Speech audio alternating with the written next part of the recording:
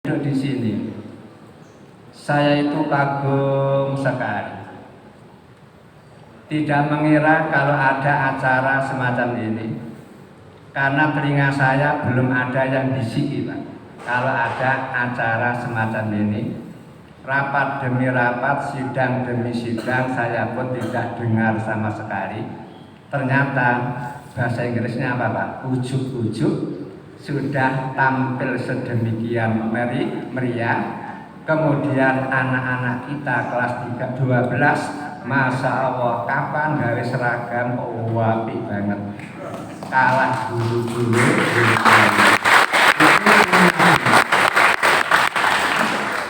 Dan yang mengagumkan lagi, yang lebih hebat, coba lihat penampilan anak-anak kita itu.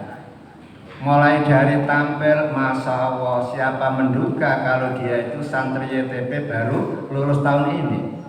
Saya kira mahasiswa dari mana gitu. Kok sudah apa namanya, Pak? Profesional Pak ya. Di samping itu cerdasnya luar biasa loh. Pak Kepolo memberi kesan-pesan, dia bisa menyimpulkan. Kemudian kesantrian memberi kesan-pesan, juga dia bisa menyimpulkan. Itu kan kalau tidak ininya kuat itu ya tidak bisa, Pak.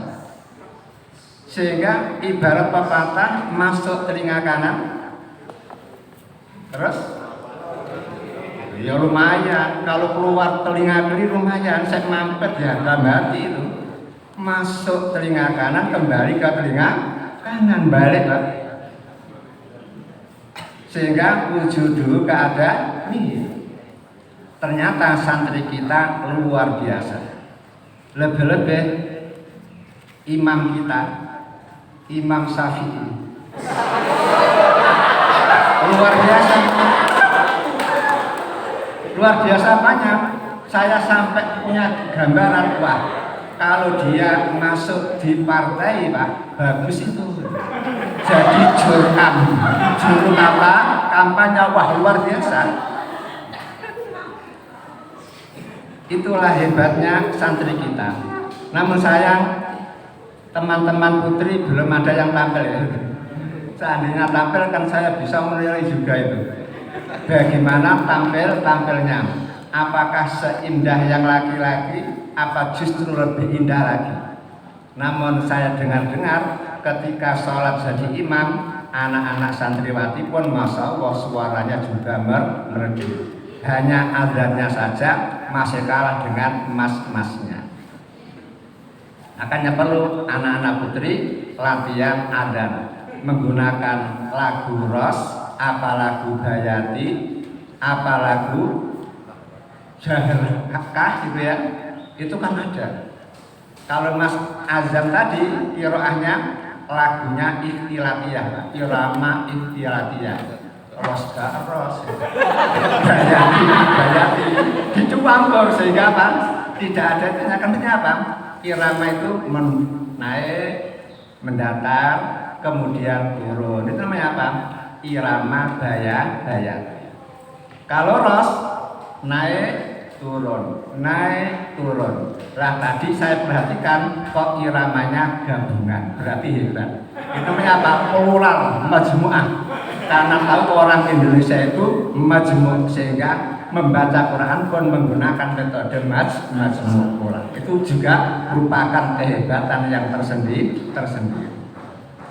Hadirin Bapak Ibu rahimakumullah, wabil khusus untuk anak-anak kelas 12, karena saya diberi amanat untuk memberi tausiah, maka tausiah saya yang pertama, dan mestinya saya malu Pak, karena tausiahnya sudah disampaikan oleh Pak Kepolo dan Pak Kesiswaan, itu kan sudah luar biasa, makanya saya sedikit menambah saja.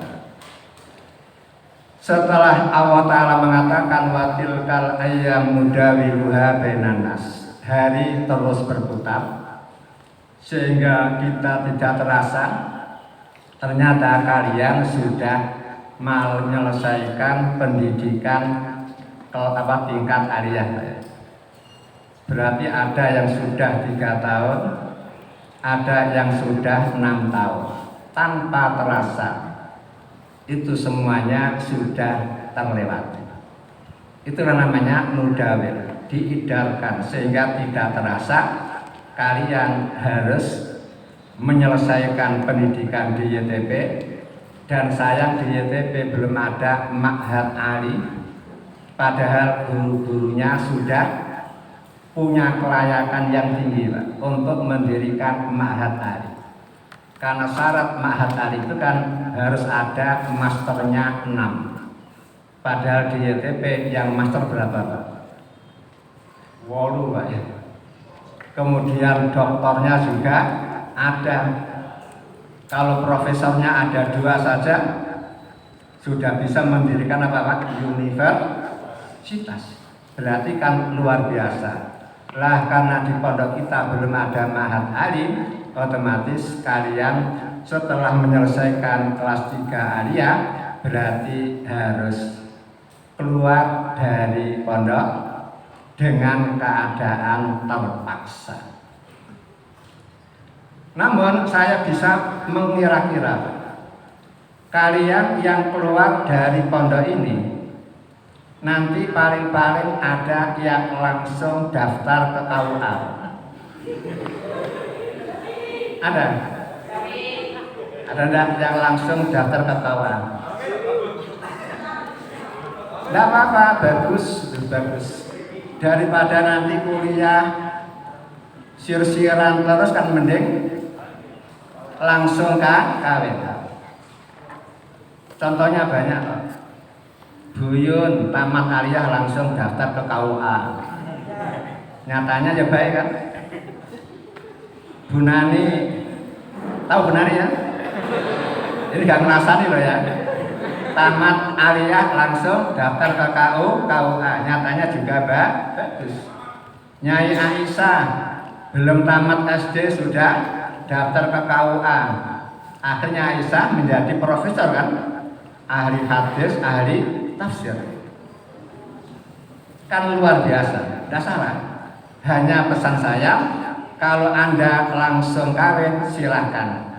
Namun kalau bisa carilah pasangan yang zuhud, yang kaya.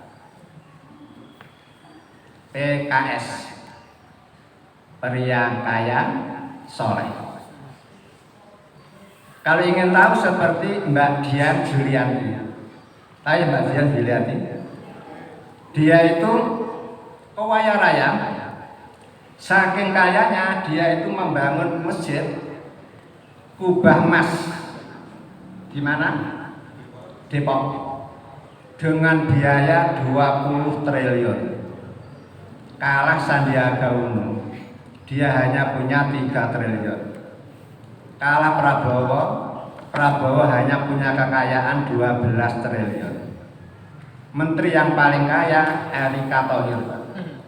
Sekaya-kaya menteri masih kaya Mbak Dian, yang diinfakkan untuk masjid saja 20 triliun sehingga jadi masjid yang bernama Masjid Dian Al-Mahri. Ketika peresmian mengundang 50.000 jamaah per jamaah di Sangoni Pak, beras 1 sak, amplop 200.000, hitungan Pak, 200 kali 50.000. Khusus jamaahnya, kiainya yang meresmikan Pak Haryono 100, itu jamaah khusus Pak Haryono. Masing-masing jamaah di Sangoni 1 juta. Istrinya Pak Haryono 10 juta. Pak Haryono pandel malam. Kiainya yang meresmikan. Kira-kira berapa sangunya? Daya dihitung ya. Berarti suke. Padahal penampilannya ya biasa, tidak tampak suke, tidak biasa. Kelambinya sama dengan panjenengan, maksinya ya sama dengan panjenengan, sehingga orang tidak mengira kalau dia agnia. Kemudian ditanya uang dari mana gitu. dilalah dia dirabi oleh pengusaha Arab Saudi, kerabat raja. Kebetulan suaminya mati, sehingga dia dapat bagian seperempat gara-gara suami tidak punya anak. Itu namanya apa? Mbok rondo terus. Dan sekarang masih menjanda. Barangkali di antara kalian laki-laki yang tamatan Arya ingin daftar bisa lewat saya. Itu namanya apa? Rahasia sugih. Rahasia sugih. Begitu pula yang putri, silakan kawin, muda enggak apa-apa. Lebih baik begitu daripada apa? Kalau di kuliahan tidak bisa mengendalikan diri. Namun ada ungkapan yang bagus, la tatazawwas awalan faya akhi fanadamatul uqba lima yatazawwaj. Notnya itu fa'ilatun fa'ilun fa'ilatu fa'ilatun fa'ilun fa'ilatu. La tatazawwaj awalan faya akhi fanadamatul uqba lima yatazawwaj. Artinya, wahai anak-anakku kelas 3 Arya yang sekarang di wisuda, kamu jangan tergesa-gesa kawin. Mengapa? Karena anak yang tergesa-gesa kawin nadamah akan mengalami penyesalan. Mengapa menyesal?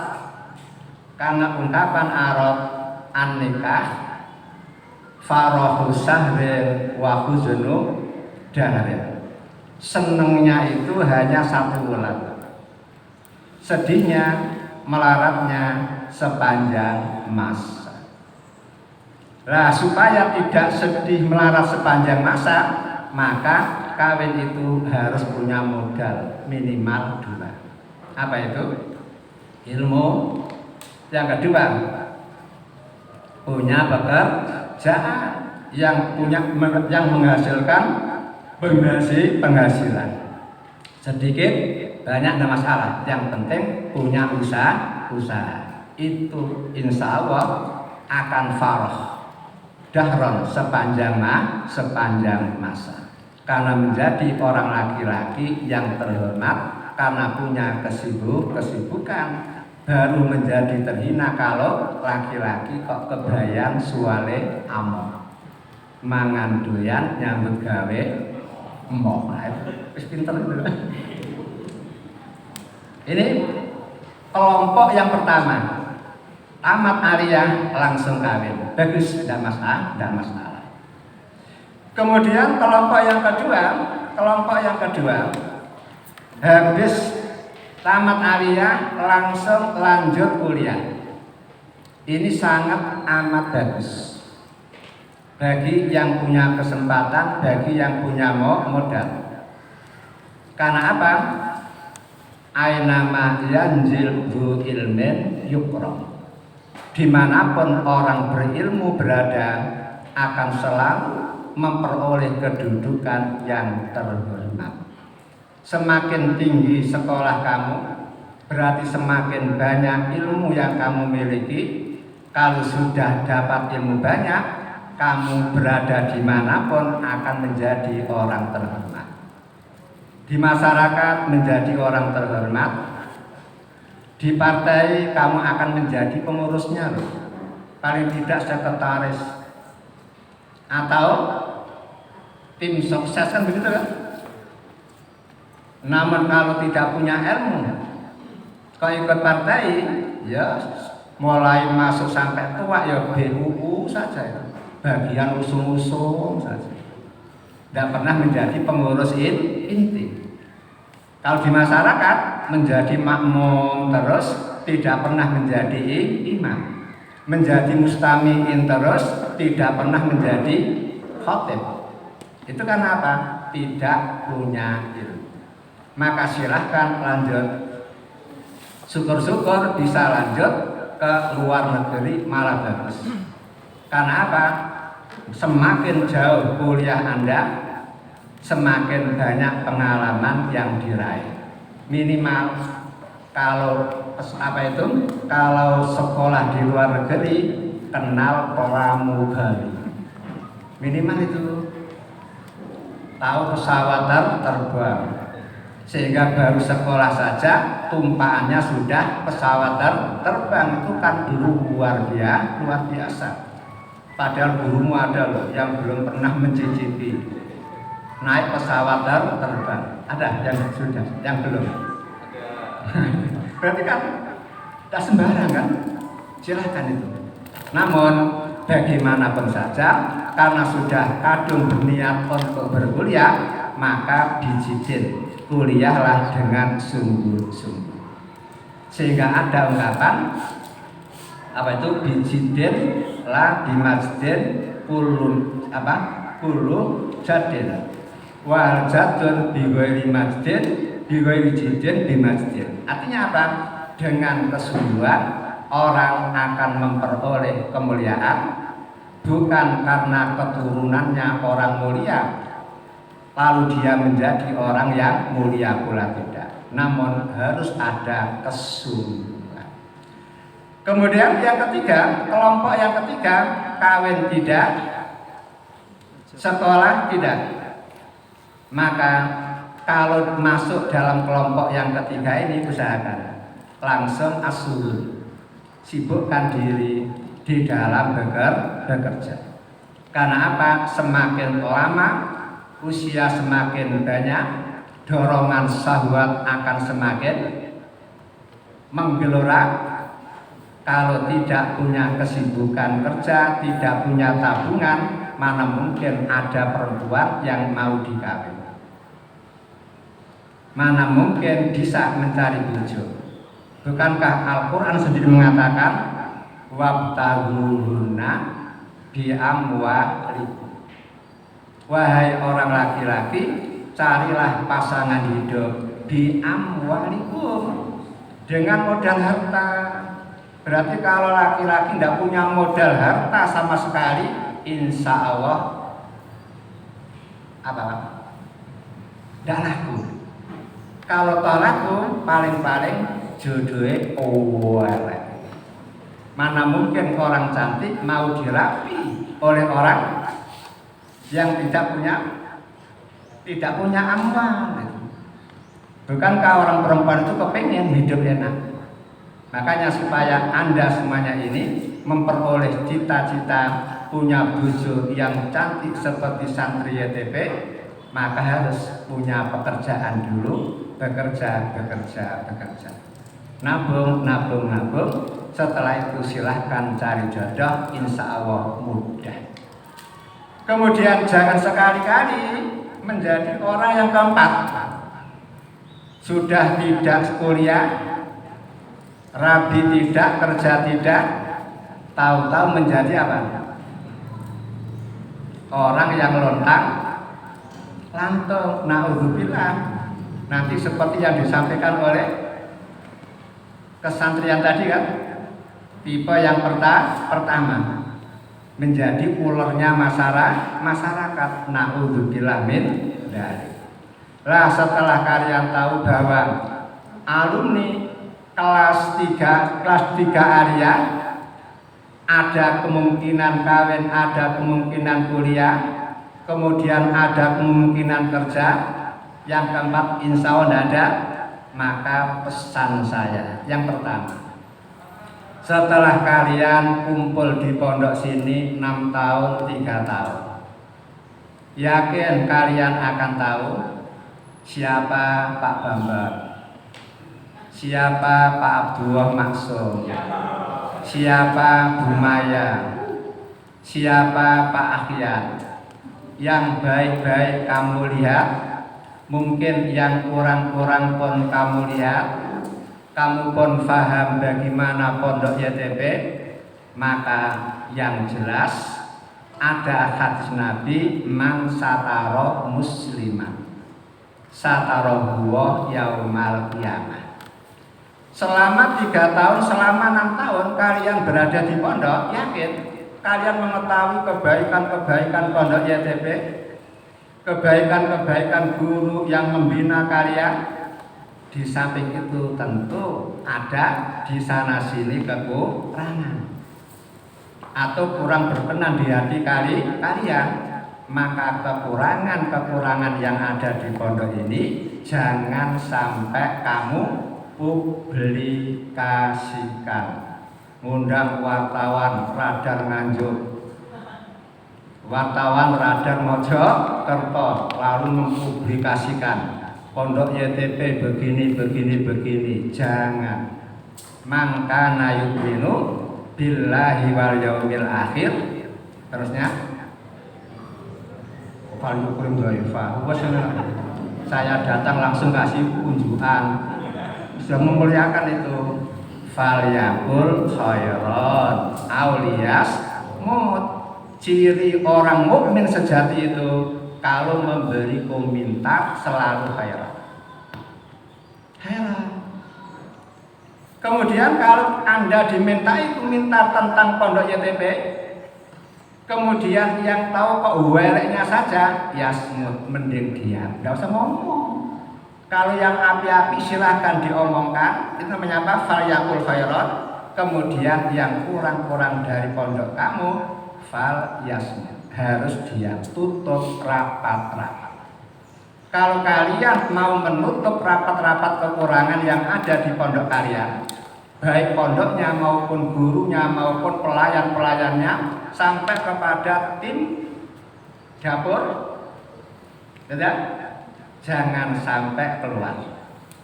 Kalau sampai kamu keluarkan, ancamannya apa? Pada suatu saat ketika Anda salah, kesalahan Anda akan dibuka oleh Allah Ta'ala, malah jatuh nama Anda gitu. Makanya fal yasmur, mending diem saja. Ini pesan saya pertama. Wis dicatat Mas. Begitu. Tanpa saya ingatkan sudah dicatat itu, karena apa? Cerdasnya luar biasa itu.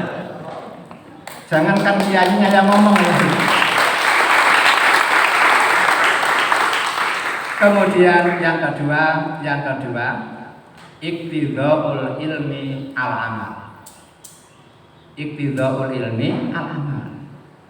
Setelah Anda belajar di pondok YTP 6 tahun, 3 tahun, dan insya Allah menurut survei, apa? Kalau survei menyatakan bahwa pelajaran pondok YTP itu luar biasa, pondok-pondok yang lain tidak ada yang menandingi. Selama santri YTP mau apa? Yasmaun ya, orang yang namun guru gitu. Maka tidak ada pondok yang semutu, sehebat kurikulumnya melebihi YTP. Tidak percaya? Tanyakan kepada al-muhakkikun itu, orang yang selalu menganalisa itu. Jangan Pak Darji yang menganalisa, kalau dia kan mesti apa? Ngapi-ngapi no pondok. Orang lain mengatakan, Pak, YTP itu sudah bagus sekali pelajarannya. Tinggal anaknya saja. Ya namun yasma'un. Mau mendengar apa? Tidur aja. Seandainya mau mendengar, Masya Allah, kajian malam seperti itu mutunya, kajian subuh seperti itu mutunya, kemudian kajian asar seperti itu mutunya. Sebodoh-bodoh siswa hanya ngaji kuping saja itu ilmunya sudah penuh. Tidak ada sejarahnya kiai di suatu pondok melu ngaji, tidak ada. Sini lihat Ustaz Jafar itu sudah sepuh tapi masih telaten mengajar kalian ini luar biasa. Kalau yang lain tinggal apa? Duduk manis, wiridan, duit datang sendiri. Karena doanya kiai kan Ustaz. Lah karena iktidhaul ilmi al-amal, maka setelah Anda keluar dari sini dapat ilmu berapapun, tolong ilmu yang Anda peroleh dari pondok ini kamu amalkan. Jangan sampai sudah berat-berat belajar 3 tahun, berat-berat belajar 6 tahun, sudah bisa mengartikan perkalimah, kola artinya apa, kola itu fi'il apa, kola itu bina apa. Kola bina apa? Kelas 3. Kola bina apa? Bina ajwaf. Ya iya wawi. Wawi. Kalau kola yakulu kaulan wawi. Nek kola yakilu koilulatan ya. Kalau kola yakulu ngomong, kola yakilu tidur siang. Itu berarti apa? Calon kiai tenanan. Karena apa? Kiai itu kan sifatnya apa? Ilmunya mendalam. Tidak sekedar bisa menerjemah, tidak bisa sekedar menjelaskan pengertian, namun lebih dari itu bisa. Itu namanya apa? Ciri kiai. Kalau saya kiai iki wae. Karena tidak ada pilihan. Nah sekarang mengapa saya menekankan ilmu sekecil apapun dari pondok YTP harus kamu rawat, kamu kembangkan, kamu amalkan. Karena ada hadis Nabi yang mengatakan man ta'allama ilman wa 'allamahu a'lamahu ma lam ya'lam. Siapa yang belajar setelah belajar wa 'allamahu mau mengajarkan, maka janji Allah, janji Nabi Muhammad, a'lamahu ma lam ya'lam. Allah akan memberi kepada dia ilmu-ilmu yang belum pernah diketahui. Bayangkan, ini wahyu karena omongan Nabi kan. Inilah yang disebut ilmu laduni Islami. Karena ada ilmu laduni bukan Islami, hanya poso 40 dina wirid tanpa mondok, tanpa sekolah jadi kiai sendiri itu ada. Nah ini ilmu laduni satu. Kata Nabi, siapa yang belajar lalu mau mengajarkan, maka Allah akan memberitahu kepada dia ilmu-ilmu yang belum pernah dia ketahui. Contoh, Buya Hamka, dia hanya pondok, di pondok orang tuanya sendiri. Taruhlah hanya alia, sudah. Lalu dia belajar kursus bahasa Indonesia ke Ustadz Juari 6 bulan. Sudah itu aja. Sekarang dia menjadi profesor kan. Ketika dia diundang ke Al-Azhar Kairo, disuruh tampil menerangkan Islam Indonesia dengan bahasa Arab, Masya Allah para dosen penguji gode-gode, mantuk. Ternyata dosen-dosen mereka kalah dengan Buya Hamka. Mengapa kalah? Karena para dosen di Al-Azhar suka kalau ngomong itu menggunakan amiyah, bahasa pasaran. Sementara Buya Hamka berbicara bahasa Arab fusha, menggunakan sastra, sehingga semuanya kalah. Gara-gara itulah akhirnya apa? Tidak usah kuliah, dia dapat gelar doktor honorarium. Nah, betul loh. Hebat kan? Hebat. Kemudian karya akhirnya diuji menjadi profesor. Namun alhamdulillah sekarang gak ono profesor tanpa melalui jenjang pendidikan. Makanya kami harus seperti Pak Najib ini, harus apa? Menempuh pendidikan dulu S1, S2, S3. Nah setelah S3 selesai, banyak-banyaklah punya karya tulis itu.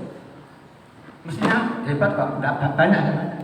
Panjenengan cukup membuat karya tulis huruf jerba, Bismillah, dan terangkan. Ada bak lil ilsok, ada bak musokhabah, sampai 12 poin diterangkan satu persatu, contohnya di Al-Quran bisa itu jadi buku.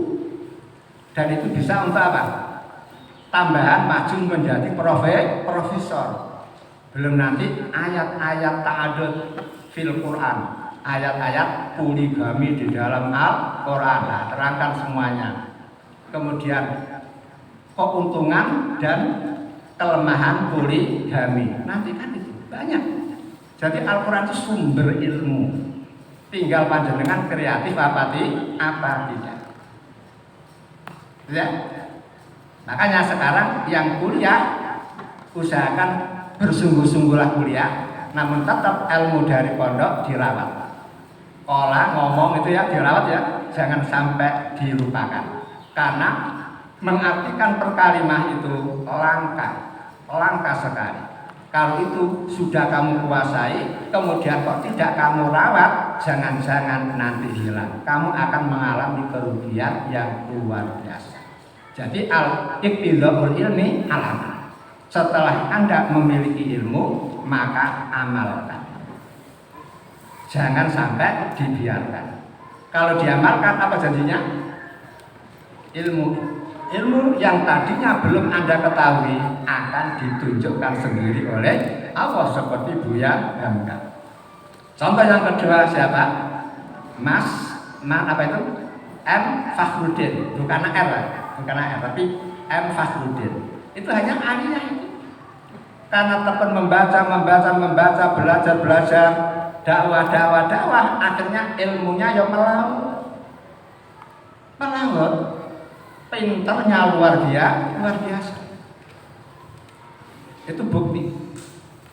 Maka kalau yang aliyah saja dengan tekun mengamalkan ilmunya sudah menjadi seperti Buya Hamka, seperti M. Fakhruddin, lalu bagaimana kalian? Nanti sudah sarjana, kemudian mengamalkan ilmunya malah seperti apa hebatnya. Maka masa depan di tangan Anda. Kemudian yang ketiga, kok melihatannya sudah apa ya? IRKB itu. Padahal oleh Pak Jarsi sudah dibuka itu. Asih alamnya. Yang ketiga, setelah kalian tamat dari sini, maka kalian harus ikut andil mempromosikan madhab kita. Harus ikut mempromosikan. Siap? Siap. Harus siap. Dengan cara apa? Anda mempromosikan pondok dengan apa? Banyak loh. Orang-orang yang mestinya seneng sama Pak Ali, seneng dengan pondok YTP, namun anaknya tidak dipondokkan ke YTP. Ngapain? Karena ada tonggonya itu alumni YTP, tidak pernah jamaah. Berarti di antara cara mempromosikan pondok kita, Pak, kamu ketika berada di rumah harus ikut aktif jamaah minimal. Syukur-syukur kamu yang ada. Lebih-lebih kalau adzan seperti Mas Faros ya, menggelegar sehingga semua anak pondok bisa bangun. Berapa pahalanya Mas Faros? Banyak. Kalau gara-gara Mas Faros yang ada, jamaah bangun lalu ikut sholat berjamaah 100 orang, Mas Faros dapat pahala berapa? 27 derajat kali 100. Makanya sampean harus latihan membaca apa? Latihan adzan menggunakan apa? Irama apa tadi? Ros apa? Ros saja lah. Karenanya syahadat 2 takbir itu. Ya. Kemudian ada lagi orang soleh, tokoh masyarakat gitu. Punya anak perempuan, kenal sama santri YTP, sehingga anaknya seneng banget sama santri YTP, dan orang tuanya pun setuju lah karena alumni YTP. Namun orang tuanya kepengen tahu bagaimana penampilan dia. karena masih sama-sama kuliah. Begitu orang tua si perempuan tahu laki-laki yang disenangi oleh anaknya, langsung ditolak. Moh, kalau dengan dia saya tidak setuju. Mengapa ditolak? Ternyata santri YTP memakai pakaiannya umat Nabi Musa. Dengkulnya digunting. Mereka kena najis kan? Kemudian rambutnya diuncret. Langsung lamaran ditolak. Coba bayangkan, anak sudah kadung cinta, orang tua semestinya sempurna karena apa? Alumni YTP, tahu kan alumni YTP ya? Guru-guru YTP kan semuanya berkiprah di masyarakat, sehingga dia menganggap pacar anaknya adalah sama dengan ustadz-ustadznya. Lah kok ketika itu penampilannya seperti umatnya Nabi Musa, langsung lamaran ditolak. Padahal anaknya ya bagus ya mestinya, ya pintar, ya api, hanya penampilannya saja. Kesimpulannya apa? Ikut mempromosikan pondok YTP dengan cara apa, Mas Adam? Nah, potongan rambut harus seperti itu, benar? Pakaiannya harus rapi, jangan jompang-camping, jangan jompang-camping. Kemudian ada lagi kasus di suatu masyarakat yang rawame, sehingga antara mubalek satu kampung itu bentrok saja. Akhirnya oleh pengurus masjid semua guru di situ diskoros, tidak boleh memberi pengajian. Bergarai geger. Akhirnya apa? Akhirnya dalam kekosongan itu pengurus mengundang santri YTP untuk memegang kegiatan Ramadan full. Sehingga santri YTP memberi ceramah itu 60 kali. Habis tarawih dia yang tampil, kemudian habis sholat subuh dia yang tampil, kemudian asar menjelang berbuka dia yang tampil. Berarti 19 kali apa? 90 kali. Kalau saya katakan apa? 60 kali. Karena apa? Ceramah kan berjudul ya. Berarti berjudul 60 kali tema. Kalau asaran kan ngaji kitaban, sehingga ada saya hitung itu. Tampil 90 kali. Masya Allah, gara-gara tampil masyarakatnya sewenang. Akhirnya apa? Buahnya orang-orang sana berbondong-bondong memondokkan anaknya di YTP. Paham? Kelas 2, kelas 3. Nah, berarti termasuk mempromosikan pondok YTP, kamu harus siap tampil. Disuruh khotbah harus mau, disuruh ngimami harus mau, disuruh memberi pengajian harus mau. Jangan sampai ada yang meniru kakak kelas kamu. Ada kakak kelas kamu itu, oh pintar di pondok itu, pintar. Setelah dia tidak mondok lagi, selesai kuliah, disuruh khotbah mau, disuruh pengajian mau. Alasannya apa? Masih muda dan khawatir tidak bisa ngelakoni. Gara-gara dia tidak mau ketika disuruh khotbah dengan alasan karena khawatir belum bisa ngelakoni, akhirnya dia ditinggal oleh masyarakat. Setelah ditinggal oleh masyarakat, ternyata lambat laun. Nah, apa ini? Apa? Tidak malah menjadi baik, justru malah menjadi mental. Teman-temannya ya seperti itu loh. Akhirnya apa? Gara-gara dia pondok YTP sepi dari kampung sebelah dia. Tidak ada tonggo-tonggonya yang memondokkan anaknya ke YTP. Gara-gara dia.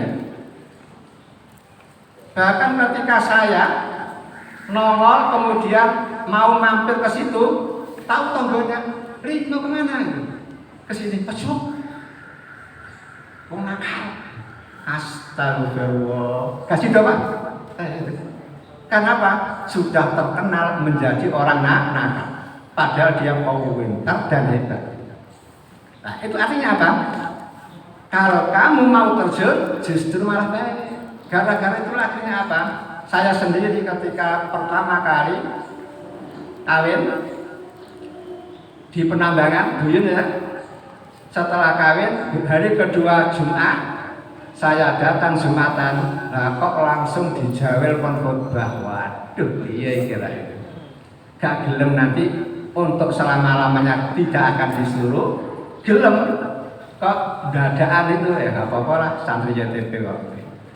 Akhirnya apa? Tampil. Alhamdulillah, mertua saya muji-muji, wah bagus sekali khotbahmu. Akhirnya gara-gara itu tiap 2 Jumat saya khotbah sekali. Hari Jumat ini dia yang lain, Jumat berikutnya saya, Jumat berikutnya orang lain, berikutnya saya lagi gitu. Sehingga saya muntah. Kenapa? Orangnya sama, masjidnya sama, tapi tiap bulan harus khotbah ping pindho. Berarti cari materi ping dua materi. Itulah yang menyebabkan enggak apa-apa. Begitu. Nah, gara-gara disuruh khotbah apa? Merasa diawasi orang banyak kan, sehingga tidak ini mau gonceng cewek ndak wani. Jangankan cewek, coba ya saya ini lucu itu. Lucunya apa? Sejak dinobatkan jadi kiai, sekalipun ndak pernah masuk pasar ke pasar. Hebat kan itu ya? Padahal Nabi saja loh, biasa masuk pasar. Tapi kalian tahu, karena apa? Ya itulah istilahnya apa? Satu garoe itu ya. Kalau Pak Nasib paham bukan anak guru sosok itu. Dia tahu. Masuk di toko kertasan tidak pernah. Bayangkan, ada mini apa namanya itu? Mikro tidak pernah masuk. Ada Indo tidak pernah masuk. Suka. Sehingga setiap butuh apapun saya ketika ngaji Surabaya langsung mampir di Ramayana. Tidak saya kenal, lebih ketika tampil kan pakai topi. Siapa yang tahu ya itu? Itu menyapa gara-gara di mana-mana ngaji akhirnya banyak yang mengawasi. Coba kalau saya nyelola jadi Jombang, oh masya Allah konangan itu. Karena apa? Banyak orang Jombang yang tahu saya walaupun saya nggak kenal sama mereka. Karena kalau ngaji kan nggak pernah saya absen. Sehingga mereka yang kenal saya kenal makanya enak jadi mubarak itu. Semakin jadi mubarak semakin jadi wong api. Mergo apa? Gak macem-macem banyak ya kan. Pesan saya yang ketiga, kalian harus apa? Mau atau siap ketika disuruh tampil di masyarakat. Namun ya usahakanlah ketika siap itu ada persiapan ya. Jangan langsung bodoh bener. Yang kedua, kalian harus memperbaiki bacaan Qurannya. Jangan sampai di pondok saja belajar makhorijul hurufnya ya. Di rumah pun harus. Karena apa? Kalau kamu jadi imam kemudian kok bacaannya benar, suara kamu merdu, yakin mereka akan mengangkat kamu menjadi imam resmi. Kalau tidak bagus bacaannya, sudah disekores ila hadza faqat. Kalau itu kan sudah berhenti kan.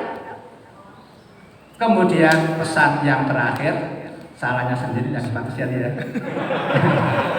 Kalau 5 menit ya sudah 5 menit itu.